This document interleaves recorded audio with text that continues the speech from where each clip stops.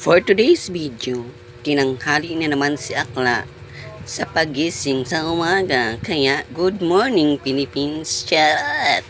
Ayan ang at bumangon na nga ako dyan. At anong oras na rin pala, mag-aalas 12 na. Ang kapal mo naman, Akla, chares!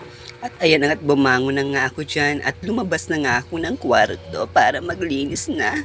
Ay wait lang, may nakalimutan ako yung cellphone ko, syunga-syunga ka. At ayan nga, binalikan ko ng cellphone ko. Ayan na nga, lumabas na rin ako.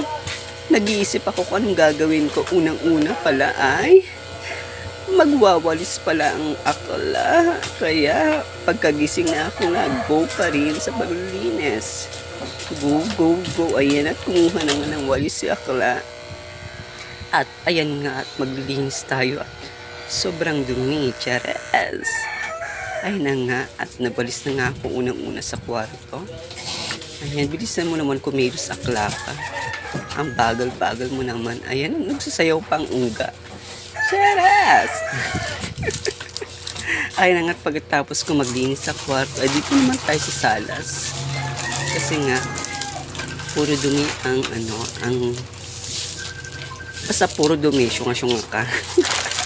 Tinanggal ko na rin mga plastic dyan. Pinag-anuhan ng parsa. At ayan na nga ng lamesa, tinanggal ko na rin ang mga kalat. Para naman sabihin nila, wow! Ang ganda mo, Akla. Chares!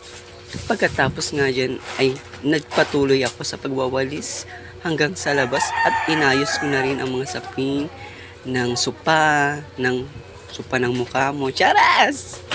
At ayan na nga, pagkatapos kong mag-ayos, inayos ko ulit yung isa dyan para naman maganda tingnan, di ba, Akla? Oo nga, Akla. Charas!